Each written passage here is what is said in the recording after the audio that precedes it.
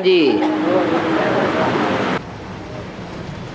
ब्रह्मचारी मना ब्रह्मचारी मना ब्रह्मा जैसे आचरण करना। हाँ जी। बाबा भी कहते हैं कर्मों में ब्रह्मा को फॉलो करो और बात नहीं मानो। हाँ जी। वो ब्रह्मा जब तक संपन्न न बनेगा तब तक कोई भी संपन्न नहीं बन सकता।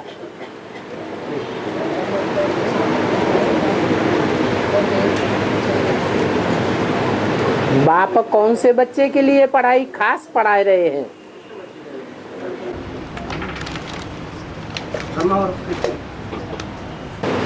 हाँ, अपना शरीर रहते रहते वो पढ़ाई नहीं पढ़ सके।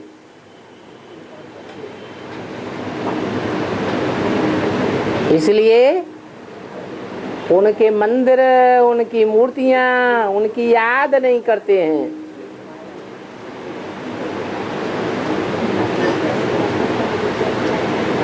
बाप के ही मंदिर बनते हैं, मूर्तियां बनती हैं और याद भी करते हैं।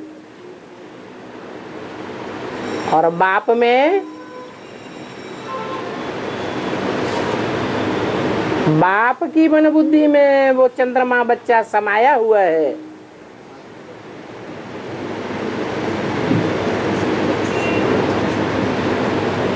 और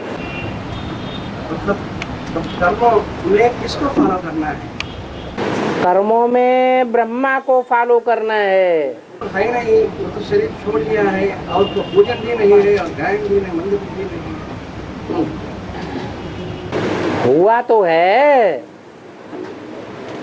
बुद्धि से खींच तो सकते हैं। गांधी जी नहीं है तो क्या गांधी जी ने जो बातें सिखाई, जो सुनाई, और गांधी जी को क्या याद नहीं कर सकते? ऐसे ही ब्रह्मा ने भी जो कर्म किए हैं वो प्रत्यक्ष हैं।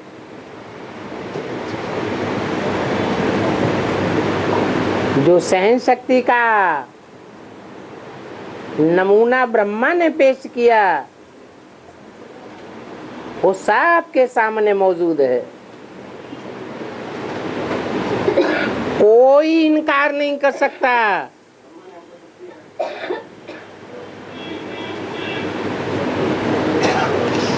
कि ब्रह्मा बाबा ने जितना दुनिया में सहन किया है उतना और कोई पाठधारी भी सहन कर सकता है।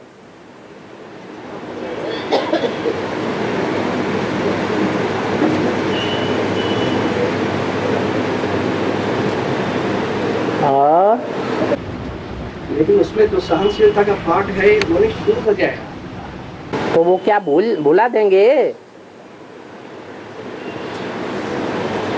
उसे मानेंगे नहीं, मानना तो पड़ेगा। मानेंगे तो फॉलो भी करेंगे।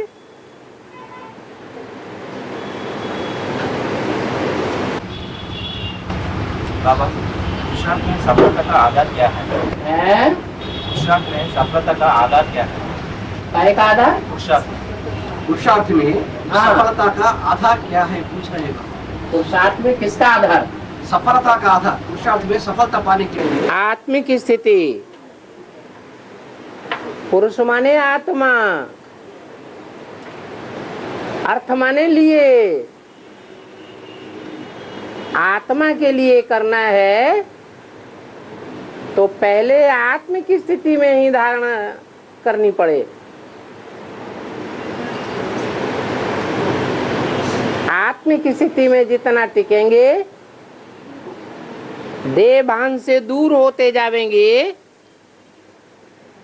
तो पुरुषार्थ में सफलता स्वतः ही मिलती जाएगी।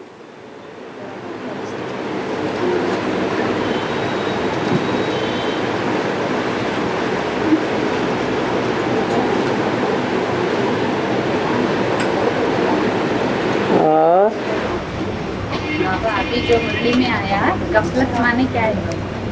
गफलत। हैं? गफलत इसका मतलब क्या है? अभी जो हो रहा है। गफलत माने लापरवाही।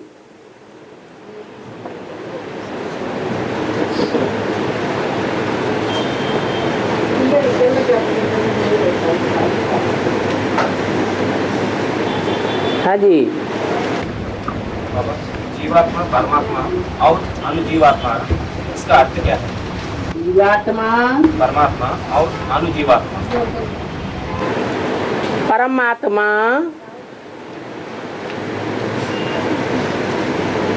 अनुजीवात्मा, अनुजीवात्मा। इसका अर्थ क्या है? अनुजीवात्मा कहाँ से आया? दिमाग में ऐसा शब्द नहीं सुना है। भक्ति मार्ग में अनुजीवात्मा बोल दिया होगा कोई ने। अनु माने फॉलो करना, अनुसरण करना।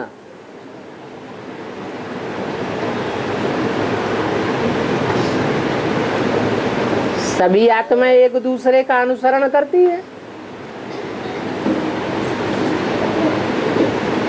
अगर सब एक का ही अनुसरण करने लगे तो सब बाप समान बन जावे।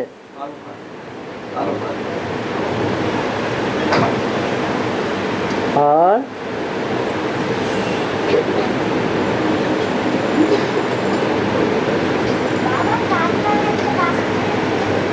जोर से बोल।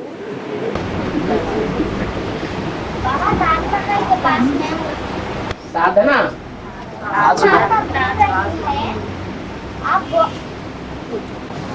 आपका क्लास में करना पंखा, इसकी आवाज ज्यादा आ रही। ताजमहल का चित्र लगा है। रुको रुको रुको, इसका मतलब क्या है बाबा? ये पंखा बंदी कर दो। अरे हाँ, बाबा ताजमहल के पास में मुस्लिम आत्मा घूम रहे थे। ताजमहल के पास में क्लास में हैं? आपके क्लास में आत्मा घूम रही है। मुस्लिम आत्मा घूम रही है, इसका मतलब आत्मा में जीवात्मा घूम रही है। ताजमहल है बाबा, ताजमहल। ताजमहल है क्या? ताजमहल, हाँ। क्या क्या? मुस्लिम आत्मा घूम रही है। मुस्लिम आत्मा घूम रही है। उसके नजदीक तो मुस्लिम आत्मा घूम रहे हैं। वो तो सभी जगह घूम रही है। ताजमहल क्या है? आपके अगर पीछे कोई खास बात है आपके पीछे ताजमहल में ही नहीं, लगा है। सारी दुनिया में जीवात्माएं घूम रही है। वो पूछ रहे थे, आपके क्लास में आपके पीछे ताजमहल का चित्र लगा हुआ है, इसका मतलब क्या? ये क्लास में आपका क्लास में एक टीनेजर के गांव में आपका क्लास में आपके पीछे जहाँ ताजमहल का चित्र लगा हुआ है, हाँ, उसका मतलब क्या है? आप मुस्लिम आत्मा घूम रहे हैं ऐसा बोल और तो लगाने वाले ने ताजमहल का लगा दिया, कोई कुछ भी लगा दे। लगा रहे हैं उसका। आप बोले थे या आत्मा घूम रहे, मुस्लिम आत्मा उधर है, इसके हिसाब से क्लास में ताजमहल का। आत्माएं तो हर जगह घूमती हैं। जो खास लोग आगे चल करके ढेर सारे मौतें होंगी अकाले। तो अकाले मौत जब करोड़ों की होगी तो कितनी आत्माएं दुनिया में घूमेंगी? क्या ताजमहल के आसपास ही घूमेंगी क्या? तो मुस्लिम स्पेसिफिकली मुस्लिम बता रहे हैं बाबा। मुस्लिम आत्मा क्यों? जो मुसलमान आत्माएं हैं वो पहले नंबर में देवताओं के विरोधी बनती है। देव आत्माएं जो होती हैं वो पाप कर्म करने वाली नहीं होती हैं, और जो विधर्मी आत्माएं होती हैं वो ज्यादा पाप करती हैं। तो जो ज्यादा पाप करती हैं वो ज्यादा भूत प्रेत बनते हैं, भटकते ही रहते हैं। उनके लिए ये कोई जरूरी नहीं कि ताजमहल के आसपास ही घूमेंगे, दुनिया में कहाँ भी घूमेंगे। और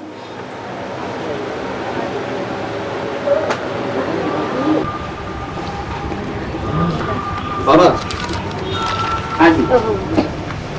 तो शास्त्रों में तो एक रिसेंट मुरली में बताया बाबा, जो मुरली का डेट है 12/11/2010। मुरली में कहा है कि लक्ष्मी नारायण को शास्त्रों में कोई ग्लानि नहीं है। हाँ जी। लक्ष्मी नारायण, हाँ? जब लक्ष्मी नारायण की बात बताते हैं बाबा, तो लक्ष्मी के आगे रखा और नारायण को पीछे कर, क्योंकि पवित्रता की पुरुषार्थ में नारायण को भी मदद देने वाला लक्ष्मी है। हाँ। लेकिन बाबा जब सत्य की बात आती है, सत्य ये को लागू होते हैं और सत्यनारायण, सत्य लक्ष्मी भी नहीं कहा जाता है। हाँ। तब हाँ। पवित्रता और सच्चता, इस दोनों की डेफिनेशन में हम कैसा उसको समझ सकते हैं? दूसरों को पवित्रता और सच्चता। आज की दुनिया के सन्यासी है और गृहस्थी भी है,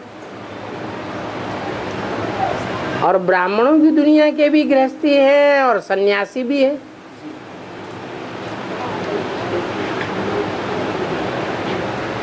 पवित्रता से ज्यादा प्यार किनको देखा जाता है? पवित्रता के लिए ज्यादा त्याग कौन करते हैं? गृहस्थी करते हैं या सन्यासी करते हैं? पवित्रता के लिए किन्होंने जन्म जन्मांतर त्याग किया? सन्यासी ने क्या किया? तो जिन्होंने पवित्रता के लिए त्याग किया जन्म जन्मांतर, वो कोई बड़ी बात नहीं है, क्योंकि जो भी जीव आत्माएं हैं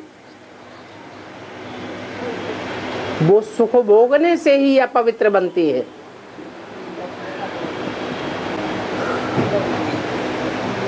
और ये सृष्टि सुख दुख का खेल है।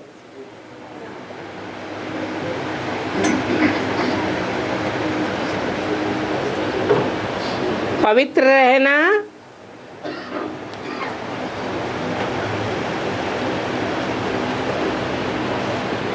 ये 5000 वर्ष के पार्ट में कोई बड़ा काम नहीं है।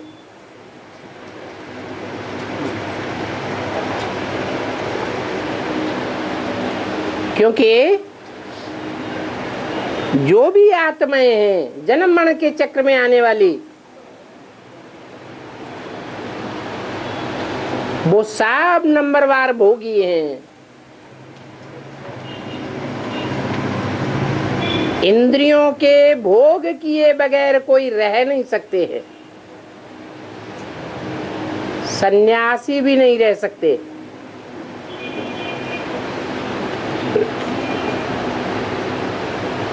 तो भगवान आकर के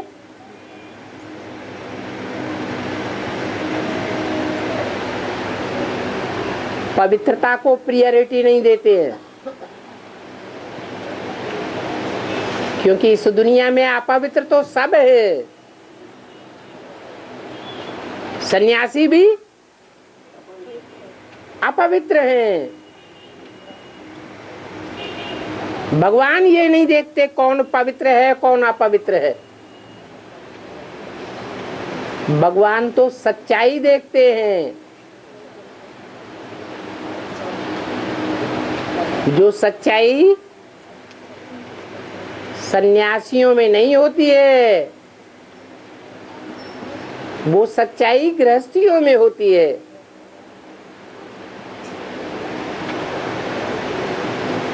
वो मान मर्तबा लेने के लिए पवित्र रहते हैं।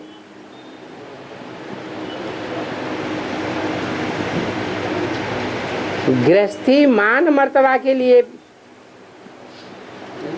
नहीं होते हैं।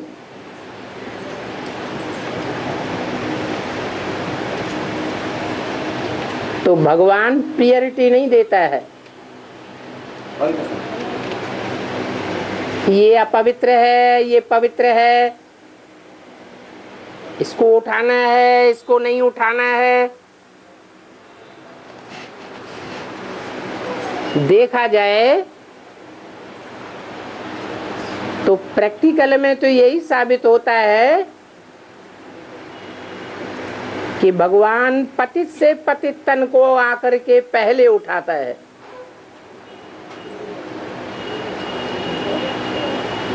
जो सन्यासी पवित्र रहते हैं, रहे हैं जन्म जन्मांतर, वो बाद में निकलते हैं।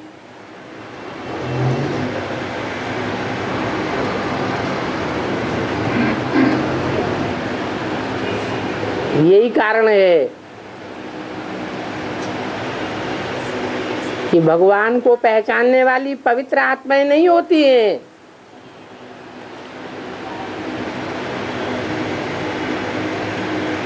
भगवान को पहचानने वाले सच्ची आत्माएं होती हैं, जो दिल की सच्ची हैं। सच्चे दिल पर साहब राजी। पवित्र के ऊपर साहब राजी ऐसा गायन नहीं है।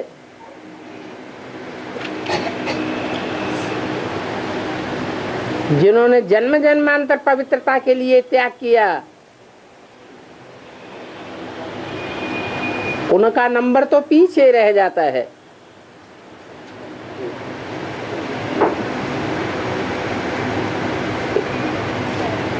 और लेकिन बाबा ने स्पष्ट बताया है कि जब तक तीसरी शक्ति प्रैक्टिकल फील्ड में नहीं आता है तब तक कार्य संपन्न नहीं होता है। तो वो तो पवित्र शक्ति है ना, इसका नहीं। तो बाप है, लेकिन बाप प्रियोरिटी किसको देते हैं? तब प्रियोरिटी तो राजयोग सीखने वाले बच्चों को प्रियोरिटी देते हैं या पवित्र रहने वालों को प्रियोरिटी देते हैं? लेकिन संपन्नता की बात आती है बाबा, जब तक वो नहीं आती है, जो इतना भी ज्ञान हो, कोई फायदा नहीं है ना। जब फायदा है। फायदा ये है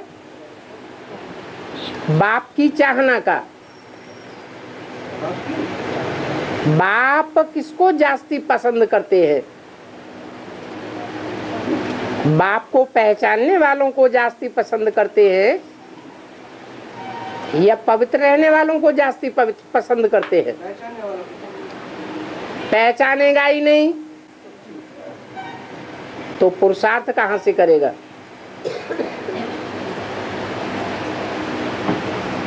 पहली बात है ज्ञान। भगवान क्या है?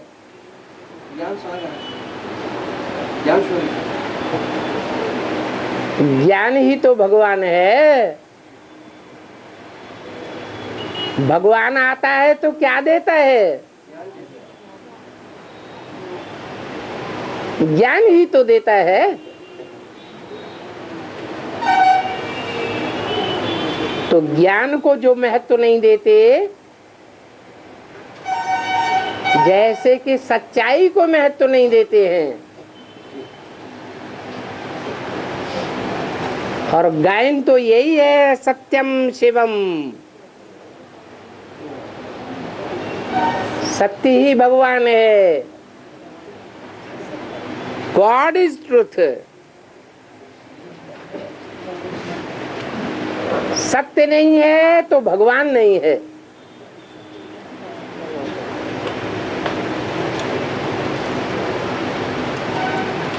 सत्य बाप ही आकर के सत्य खंड स्थापन करते हैं।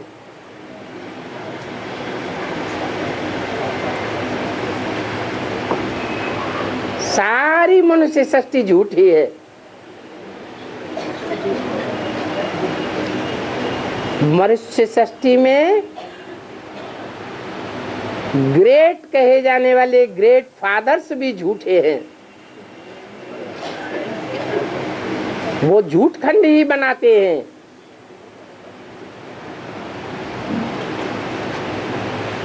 एक 100% सच्चा शिव ही है।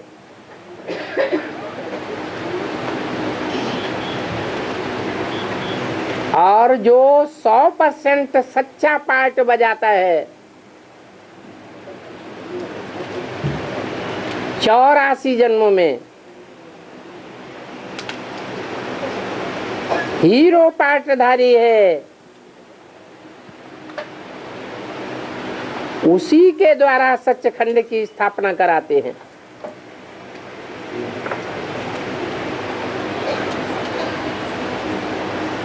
सत्य बड़ी चीज है।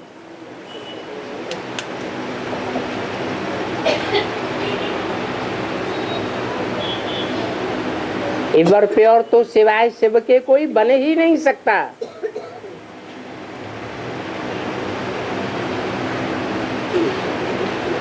लक्ष्मी भी जब तक संपूर्ण ज्ञान न ले, बाप को न पहचाने,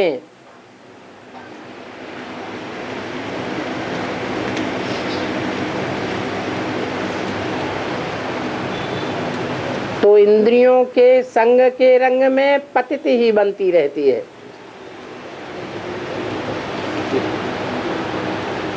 आंखें भी ज्ञान इंद्रियां हैं।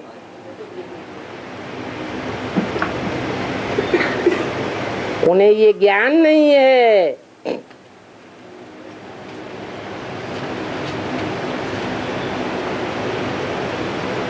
कि मनुष्य आत्माएं साफ पतित है। इस कलयुग की दुनिया में एक भी पावन नहीं है। और पतित बैठ पतितों को दृष्टि देंगे तो पतित दुनिया बनेगी या पावन दुनिया बनेगी?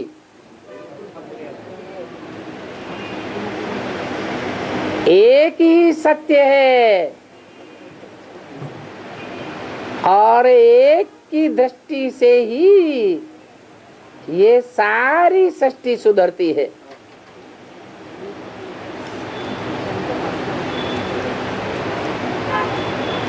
एक ही एवर प्योर है।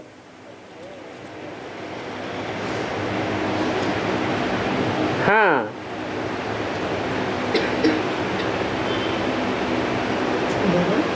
भारत की रानियां जन्म जन्मांतर पवित्र रही है,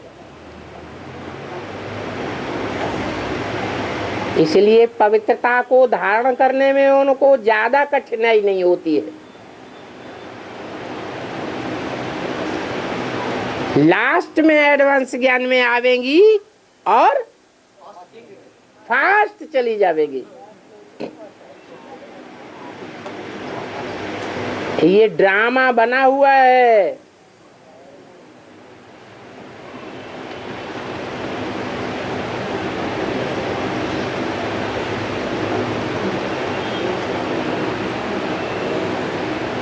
सोचना चाहिए। इस ड्रामा में अंधा होना अच्छा है या लंगड़ा होना अच्छा है?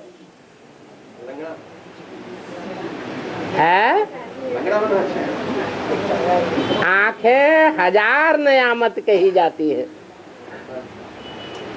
ऐसे नहीं कहते हैं कि टांगे 1000 नियामत।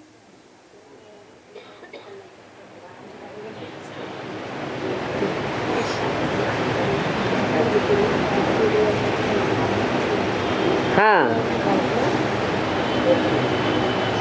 टांगों का अपना महत्व है और आंखों का अपना महत्व है। भक्तिमार्ग में सर्वेंद्रियाणां नयनं प्रधानम भी कहते हैं वस्तु है। सर्वेंद्रियाणां नयनं प्रधान, हाँ, ये भी कहते हैं भक्तिमार्ग में। क्या मतलब? सर्व इंद्रियों में नयन है एक बहुत प्रधान इंद्रिय है। हाँ, भक्तिमार्ग में भी ऐसा कहती है। हाँ जी, चाहे स्थूल हो चाहे सूक्ष्म। हाँ, तो नयन ही नहीं रहे तो जैसे कि दुनिया ही नहीं रही।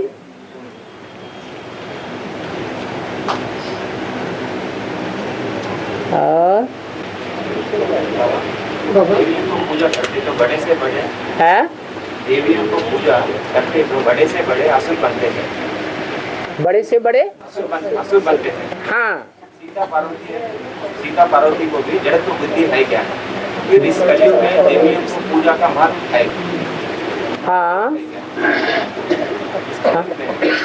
देवियों को पूजा को महत्व देते हैं। कलयुग में। हाँ, क्यों ऐसा? देवियों को क्योंकि तमो प्रधान युग है ना। जो तमो प्रधान युग होता है उसमें चारों ओर तमो प्रधानता का वातावरण फैल जाता है। कोई कितना भी करे तो भी उल्टे रास्ते की तरफ ही जाएंगे।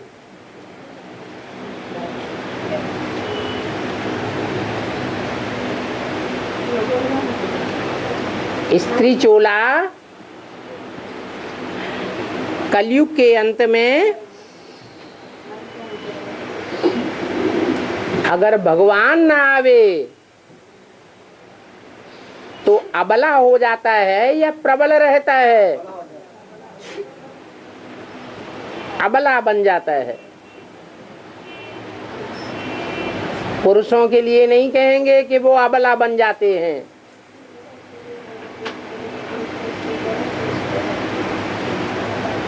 भगवान स्त्री चोले में नहीं आता है। भगवान किस में आता है? पुरुष चोले में आता है।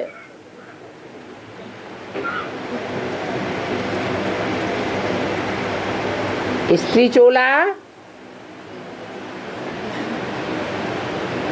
5 तत्वों का आदर्श सैंपल है।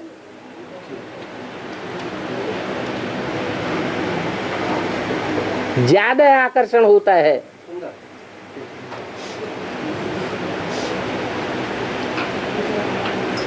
ज्यादा खींचने वाला होता है। इसको प्रकृति कहें।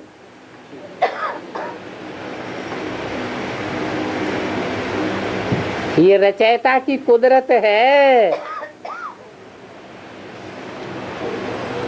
पहली रचना है। परंतु रचयिता नहीं है।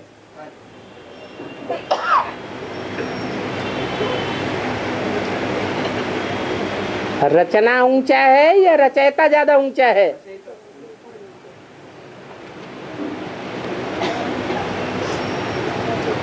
इसलिए कलयुग में आकर के गिरे हुए युग में जो गिरे हुए लोग हैं वो गिरी हुई पूजा करते हैं।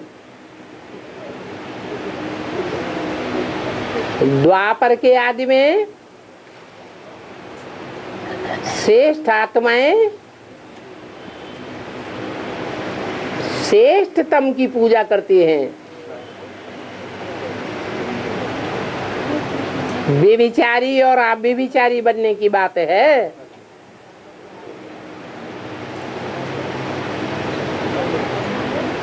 जो कहा जाता है अंतकाल जो स्त्री सिमरे कौन सी योनि में गिरे? वैश्या योनि मिले। क्या पुरुष लंपट नहीं होते हैं? तो लंपट होता है बाबा, तो स्वभाव ऐसे है। फिर ये गायन क्यों नहीं है? लंपट योनि मिले। क्योंकि स्त्री को तो पवित्रता को प्रतीक है ना। है? स्त्री माना तो स्त्री में प्यूरिटी जास्त ही होती है, तो पवित्रता का प्रतीक है। नहीं, ज्यादा पतन प्रकृति का होता है। ज्यादा जड़त्व में ही माताएं बनती हैं।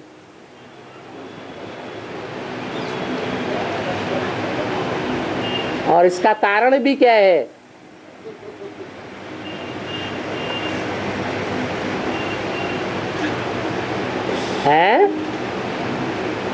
कोई विचार मुख्य प्रकृति माता कौन है? जगदम्बा के मोह है ना। जड़त्व बुद्धि होने के कारण बाप को पूरा पहचान नहीं पाते हैं। कोई विकार के कारण, मतलब मोह के विचार के कारण।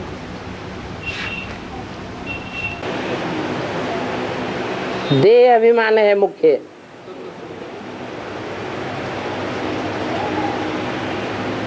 पांच विकारों का बाप है देह अभिमान।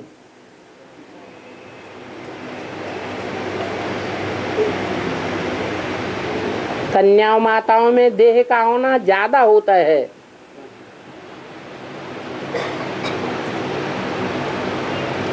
पुरुष आत्मिक स्थिति में जल्दी टिक जाते हैं, इसलिए रुद्रमाला दिखाई है। रुद्रमाला है पुरुषों की माला। आत्मिक स्थिति में टिकने वालों की माला। जगदम्बा भी रुद्रमाला में आते हैं ना।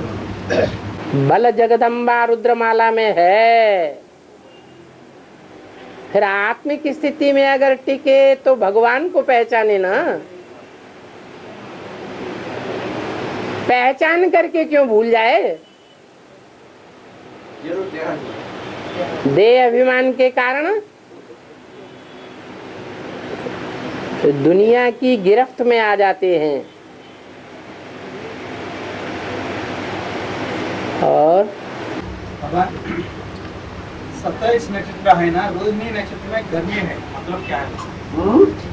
तो नक्षत्र 27 नक्षत्र है ना, हाँ जी, रोहिणी नक्षत्र में बहुत गर्मी है, मतलब क्या है?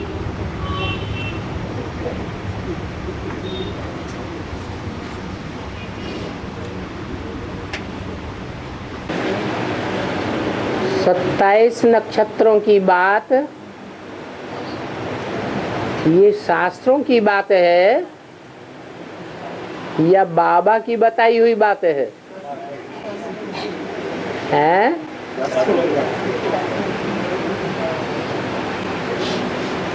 दुनिया ने जो कुछ बताया है वो सब भूसा, और बाप जो कुछ बताते हैं वो सार की बातें शास्त्रों में से उठा के बताते हैं। और कर्मयोग का अर्थ क्या है? कर्मयोग का अर्थ क्या है? कर्मयोग का अर्थ है कर्म भी करते रहो।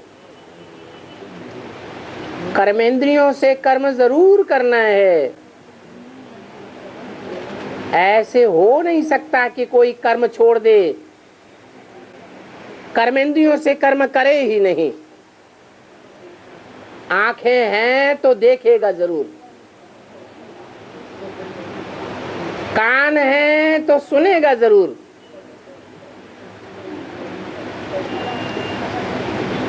कर्मेंद्रियां हैं तो कर्म तो जरूर करेंगी, परंतु उन कर्मेंद्रियों को योग के द्वारा निरस्त किया जा सकता है।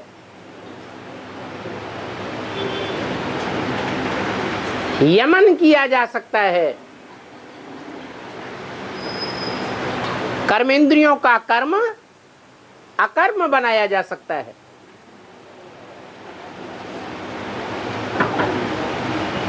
किए हुए कर्म का अच्छा कर्म हो या बुरा कर्म हो, उसका कोई पाप और पुण्य नहीं बनेगा। अगर मन परमपिता परमात्मा की याद में मशगूल है,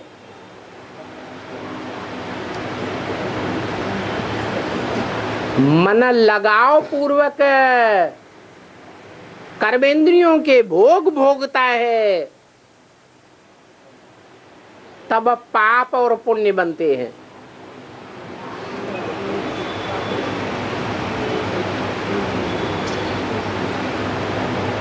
इसको कहते हैं कर्म योग। कर्म भी करना है और बाप को याद भी करना है।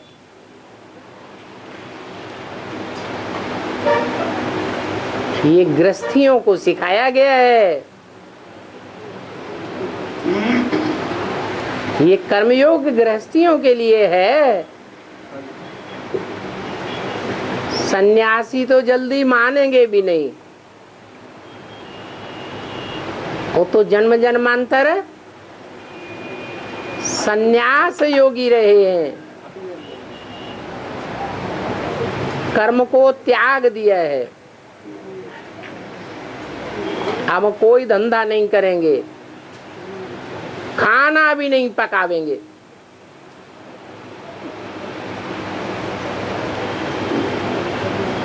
फिर टांगों से जल चल करके जाते तो हैं दरवाजे पर, वो कर्म नहीं किया क्या?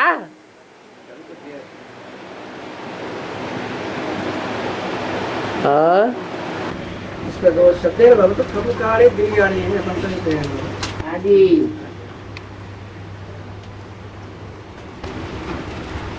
बाबा रावण साधु वेश धारण कर सीता का अपहरण किया करते हैं, लेकिन बाबा साधु का अर्थ साधना करने वाले कहते हैं, तो अपहरण उस रूप में क्यों किया? तो सीता का अपहरण उस रूप में क्यों किया? साधु वेश करूं, साधु वेश में साधु का अर्थ साधना किया करने वाले कहते हैं। इंद्रियों की जो साधना करते हैं, इंद्रियों को जो साधते हैं, उन्हें साधु कहा जाता है। हाँ। रावण साधु वेश धारण कर सीता का अपहरण क्यों कर? रावण ने साधु वेश धारण कर लिया। वेश धारण करने से कोई अंदर से हो जाता है साधना करने वाला? अंदर से अगर साधना करने वाला हो गया होता तो जबरदस्ती क्यों पकड़ता? सीता के साथ जबरदस्ती की इंद्रियों से या उसकी स्वेच्छा से उठा ले गया तो साधु है? वेश है साधु का। अंदर से कर्मेंद्रियों के ऊपर कंट्रोल नहीं है, दिखावा किया साधु बनने का। और लव और ला, इसका मतलब क्या है? लव और ला, लव और ला है ना बाबा? लव माने प्यार और ला माने कानून।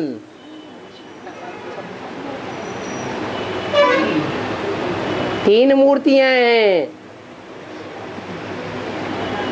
ब्रह्मा है लवफुल और तीसरी मूर्ति जो बैठी हुई है वो है लाफुल। इसके द्वारा विश्व परिवर्तन चलता है। ला और लव का बैलेंस होगा तो परिवर्तन होगा। कहाँ लव का प्रयोग करना है और कहाँ ला का प्रयोग करना है।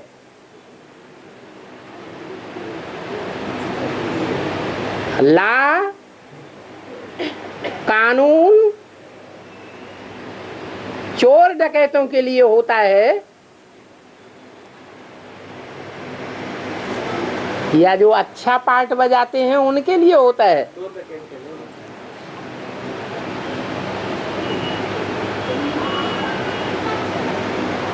परिवार के प्रति लवफुल बनना है और जो परिवार का घात करने वाले हैं, ईश्वरीय पारिवारिक व्यवस्था को तोड़ने वाले हैं, उनके साथ लाफुल बनना है। బాబా కాశీలో శరీరం మొదలు పెట్టిన వాళ్ళని జన్మ ఉందా లేదా గోపాల్ భాయ్ కాశీలో శరీరం మొదలు పెట్టిన జన్మ ఉందా లేదా? जो काशी में जो शरीर छोड़ते हैं बाबा, उनको पुनर्जन्म होता है या नहीं, पूछ रहे हैं। काशी में जो शरीर छोड़ते हैं वो याद के वातावरण के बीच पहुंच गए, काशी में पहुंच गए। और जो याद के वातावरण के बीच में पहुंच गए उनको जन्म तो मिलेगा,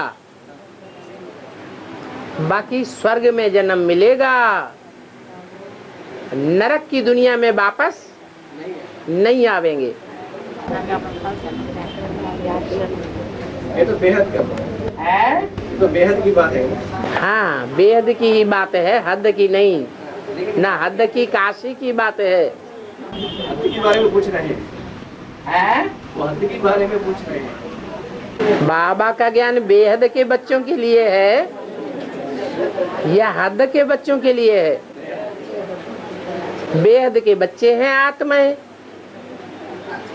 और बाबा विद्या देवी सरस्वती को कहते हैं, लेकिन ज्ञान तो शिव ने प्रजापिता और ब्रह्मा के द्वारा दिया।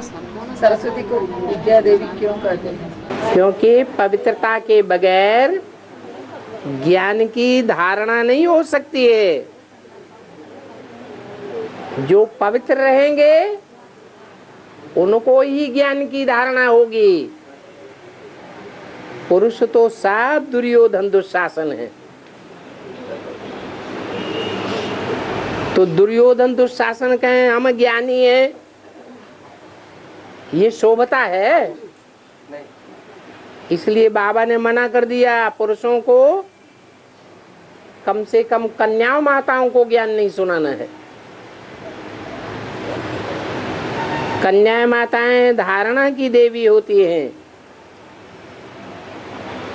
कन्याओं माताओं में प्योरिटी के प्रति ज्यादा पुरुषार्थ होता है, इसलिए कन्याएं माताएं बैठ कन्याएं माताओं को समझाएं। कन्याएं माताएं पुरुषों को भी समझा सकती हैं।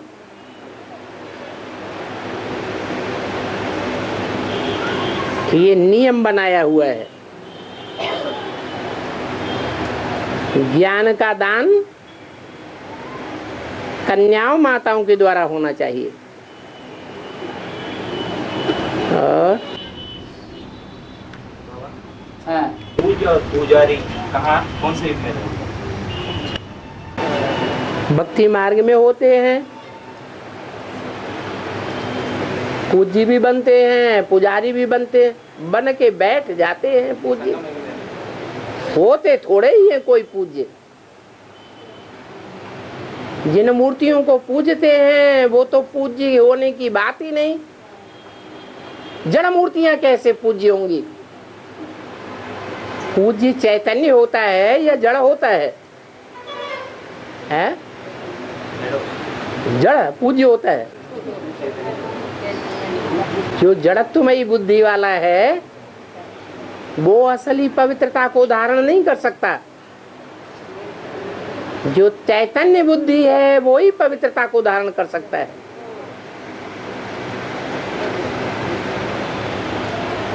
इसलिए अंतर पड़ जाता है। और तो उसका मतलब यही है तो जन्मोत्सव के पास जाकर पूजा कर रहे हैं ना अभी लोग, दुनिया वाले। हाँ, तो इसलिए वह कहा जो जड़ को पूज्य हो रहा है।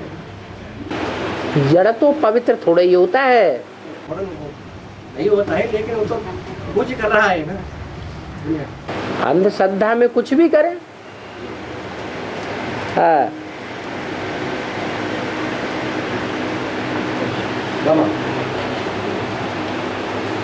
जो बेसिक में कई सालों से बाप की मुरलियों के प्रति बहुत प्रीति रखकर फिर बेसिक में कुछ साल यानी कई सालों मुरलियों, बाप तो कागज की मुरली है ना बाबा, तो कागज की मुरलियों के प्रति प्रीति होकर उसके बाद तो एडवांस में आते हैं। वो ज्यादा एडवांस को गहराई समझ सकते हैं। वो क्या कहना है, वो डायरेक्ट एडवांस में आती है बिना बेसिक लेकर।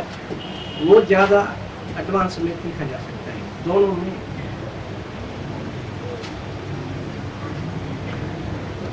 कोई भी आत्मा डायरेक्ट एडवांस में नहीं आती है। पूर्व जन्म की होता है, या तो पूर्व जन्म में बेसिक में चल चुकी है, या तो इस जन्म में बेसिक में चल पड़ती है, तब ही एडवांस में आती है। लेकिन कुछ आत्मा ऐसे कहती है तो बेसिक के बारे में इतना हमको जानकारी नहीं है, इसलिए हमको इतना अनुभूति नहीं अनुभव हो रहा है। तो बेसिक में जो चला है इसलिए वो उनको बहुत माना ज्ञान के प्रति प्रीति होने के कारण उसका अनुभव ज्यादा हो, ऐसा बोल रहा है।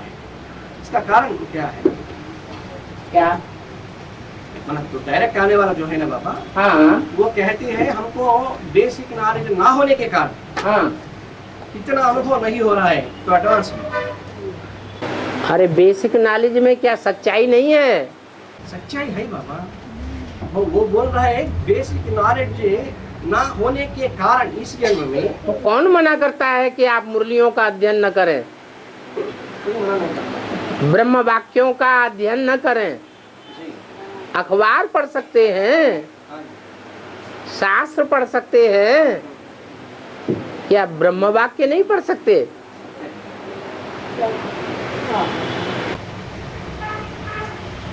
तो पता नहीं, तो दूसरी नंबर जो है वो तो डायरेक्ट अकाउंट्स में आया या बेसिक लिया पता नहीं, लेकिन वो तो दूसरी नंबर पकड़ा ना बाबा। तो है? काशी जो है चैतन्य काशी, चैतन्य काशी जो है हाँ दूसरा मृका है अष्टदेव में। हाँ। वो तो पता नहीं, वो तो डायरेक्ट एडवांस में आया, नहीं, बेसिक लिया इस जन्म में। इस जन्म की बात है, बेसिक में होता है, बाद में एडवांस में आता है। इस जन्म में भी बाबा। इस जन्म में भी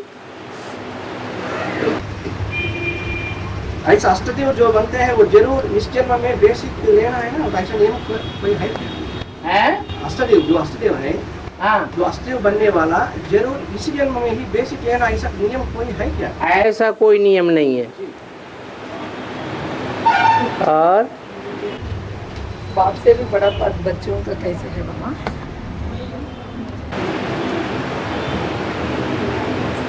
बाप ज्योति बिंदु है,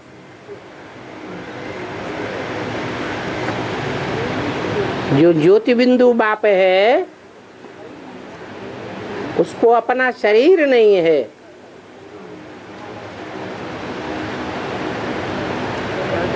और जिस तन में प्रवेश करता है उसको अपना शरीर भी है। तो बाप कहते हैं मैं तो सिर्फ ब्रह्मांड का मालिक बनता हूं और तुम तो त्रिलोकीनाथ बनते हो, 3 लोकों के नाथ बनते हो। इसलिए बाप तुम बच्चों को नमस्ते करते हैं। गीता में भी आया है,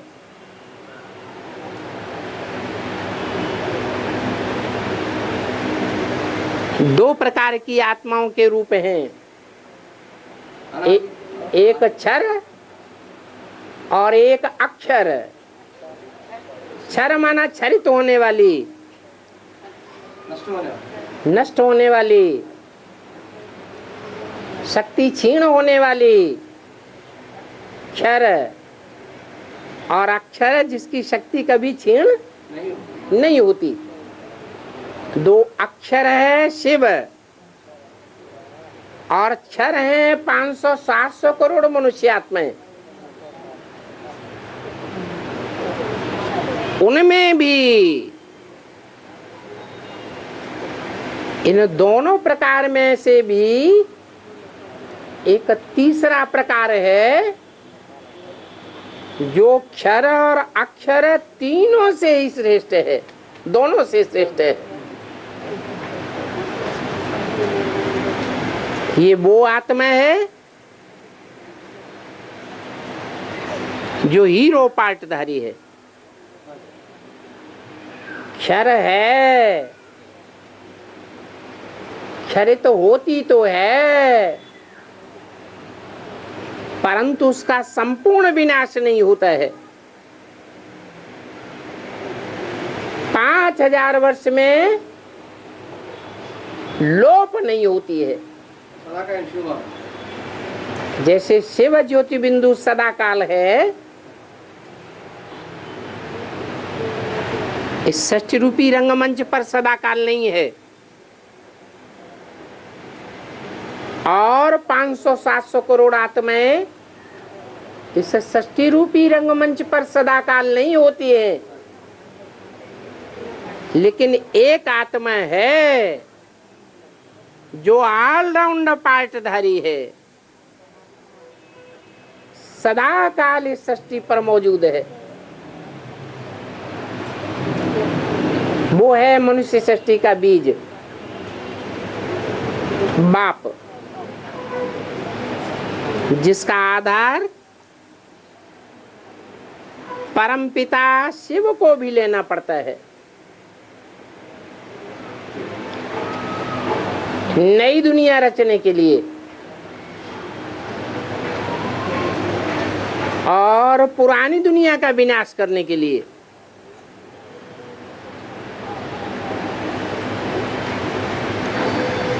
और बहुत जो बाबा मुंडे में कह रहे तो प्राय लोग होता है, पूरा लोग नहीं होते, तो उसको लागू हो जाएगा। हाँ जी बाबा, अमरनाथ बर्फ का शिवलिंग देखने के लिए थोड़ी सब लोग थोड़ी जा रहे हैं। हाँ। जाकर थोड़े लोग शरीर छोड़ रहे हैं, उधर जाना जरूर है क्या बाबा देखने के लिए?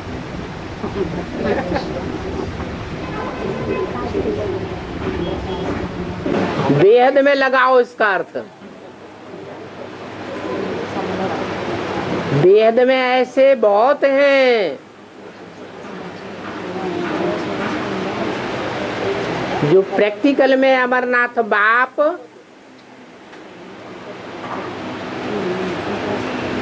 बर्फ के लिंग का पार्ट बजाता है,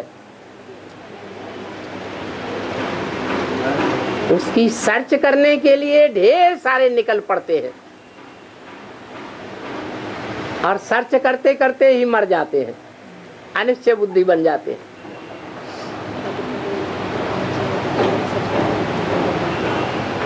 अभी ज्यादा मरने वाले हैं। और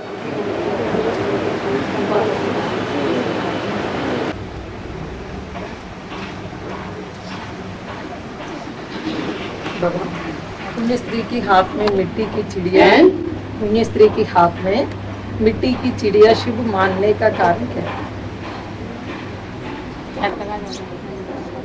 पुण्य स्त्री की हाथ, पुण्य स्त्री क्या? उन्यासी पति होने वाले की सुहागिन। हाँ, के हाथ में मिट्टी की चिड़िया शुभ मानने का कारण क्या है?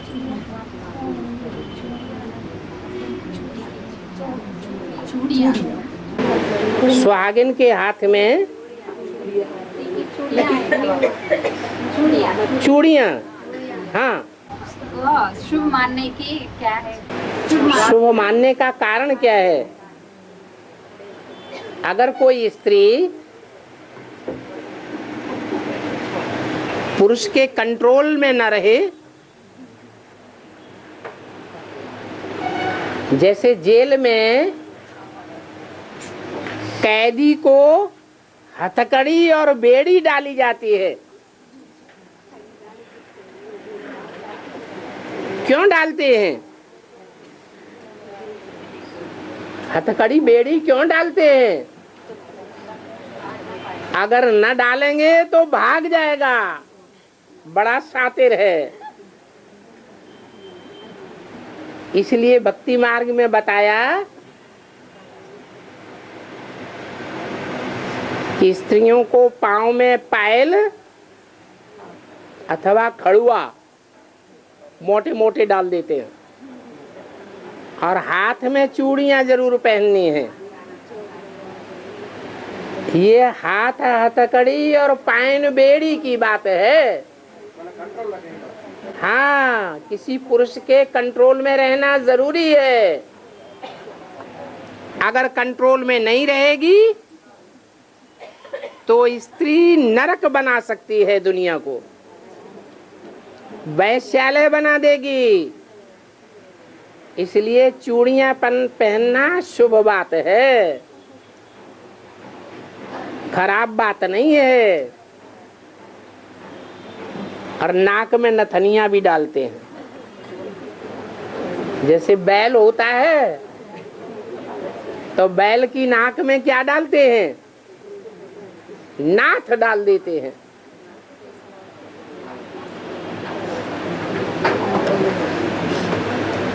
और बाबा सच्चे गुण वाले सच्चे गुण वाले देवताओं को, रजोगुण वाले राक्षस को, तमोगुण वाले भूत पिशाच को पूजा करते हैं। ये कौन सा युग में लागू होता है?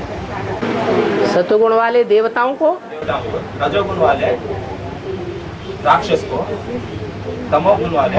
रजोगुण वाले राक्षस थोड़े ही होते, राक्षस तो तमोगुण वाले होते हैं। तो गीता में ये बात आई ना बाबा, भूत प्रेत को पूजा करती है, मेरे उपासना करने वाले मेरे को याद करते हैं। भूत प्रेतों की उपासना करने वाले भूत प्रेतों से प्राप्ति करते हैं और भूत योनि में जाते हैं। वो तामसी है या क्या? हाँ जी, और जो मेरी उपासना करते हैं वो मेरे लोक को जाते हैं। जो देवताओं की उपासना करते हैं वो देवलोक में जाते हैं। इसका मतलब है 3 लोक हैं, इसलिए त्रिलोकीनाथ कहा जाता है। जो त्रिलोकीनाथ का पार्ट है उसके लिए मुरली में बोला है, स्वर्ग की दुनिया मेरी है तो नरक की दुनिया मेरी नहीं है क्या? माना नरक की दुनिया में भी वो हार खाने वाला नहीं है। चाहे महाराणा प्रताप हो, चाहे शिवाजी हो, चाहे पृथ्वीराज चौहान हो, ये 3 लोक हैं। पुरुषोत्तम संगम युग मेरा लोक है। मेरी उपासना करने वाले मुझे प्राप्त होते हैं। पुरुषोत्तम संगम युग में देवताओं की उपासना करने वाले सतयुग त्रेता में सुख भोगते हैं और तांत्रिक अथवा भूत प्रेतों की पूजा करने वाले भूत प्रेत योनि में जाते हैं।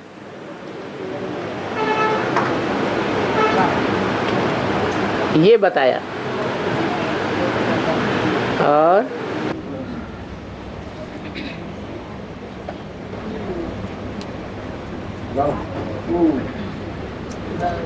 तमो प्रधान से सत्व प्रधान बनने के लिए 40-50 वर्ष लगता है, पता है? हाँ जी। और दूसरी ओर चढ़ती कला तेरे भले सर्व का भला, ये बताया। हाँ, ये दोनों अलग अलग को लागू होती है, ये को लागू होती है? अलग अलग अलग अलग को लागू होती है या ये को लागू होती है? चढ़ती कला तेरे भाना सर्व का भला और तमो प्रधान से सतत प्रधान बनने के लिए 40-50 वर्ष लगता है। हाँ, ये दोनों बात एक ही लागू होता है, दो डिफरेंट आत्माएं का लागू होता है, दो आत्माओं का लागू होता है। और क्लियर करो क्या पूछना चाहते? ये बाबा, तमो प्रधान से सत्व प्रधान बनने के लिए 40-50 वर्ष लगता है। हाँ, और दूसरे वो कोई एक आत्मा की बात थोड़ी ही बताई। नंबर 40 से 50 वर्ष जो बताए हैं वो बाबा से जो राजयोग की पढ़ाई पढ़ते हैं उनके लिए बताया है। जो राजा रानी बनने वाले हैं उनके लिए बताया है। उसमें पहले आते हैं माना प्रजापिता आता है पहले, उसमें नंबरवार है। 10 साल का टाइम दिया है तो नंबरवार बहुत ही होंगे, एक की बात थोड़ा ही है। तब चढ़ती कला तेरे भाने सब का भला कोई एक आत्मा की लगता होती है? सभी के लिए लागू होती है। जिनकी चढ़ती कला होगी वो अपने लिए नहीं सोचेगा, वो सर्व का भला करने में लगा रहेगा।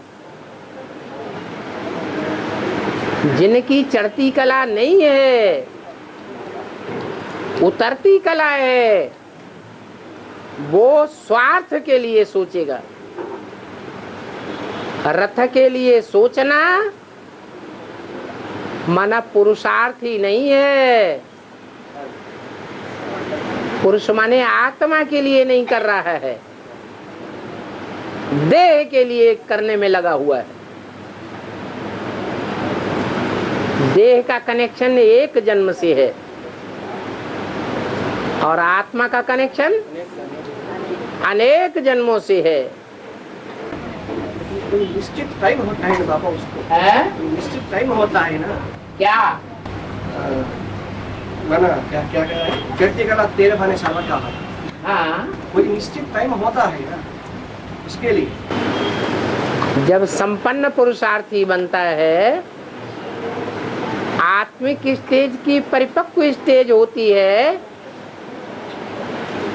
तो जो आत्माभिमानी बन जाएगा 100%, वो देह के लिए क्यों सोचेगा।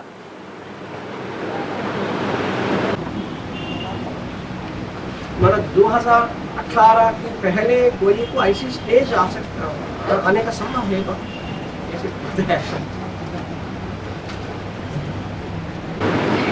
जब टाइम निश्चित कर दिया 40 से 50 वर्ष लगते हैं तमो प्रधान से सतो प्रधान बनने में, तो पहले आने की गुंजाइश कहाँ रही।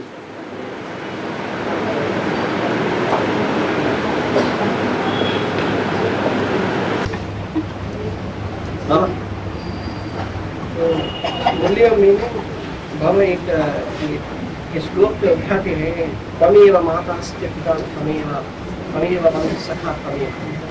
मूल्य में श्लोक उठाते हैं, उसके बाद तमेव विद्या द्रविणम तमेव सर्वम मम देव देव, ये बोला है।